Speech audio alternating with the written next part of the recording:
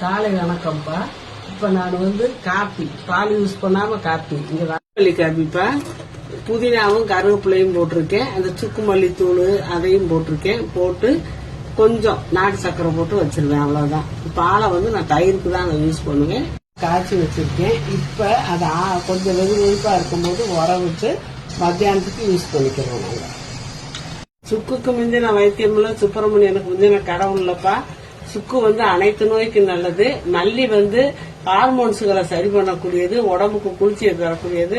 அதை நம்ம காலையில குடிச்சிட்டு வந்தோம்னா செரிமானத்துக்கு நல்லது. பித்தம் எது இருந்தாலும் சரி பண்ணும். உடம்புக்கு பசியை தூண்டும். பசியை தூண்டினாலே போதும். நம்மளுக்கு காலையில எந்திரிச்சு ஒரு 2 டம்ளர் தண்ணியாவது குடிச்சிட்டு ஒரு பாத்ரூம் எல்லாம் போயிட்டு வந்துடலாம். காலை கடனை முடிச்சிட்டு அப்புறம் இந்த காபி ஒரு டம்ளரோ 3/4 டம்ளரோ குடிச்சிட்டு நீங்க இந்த குளிர்ந்த நேரத்துல வாக்கிங் போயிட்டு வந்தீங்கன்னா உடம்பு நல்லா பிரிஸ்கா இருக்கும்பா.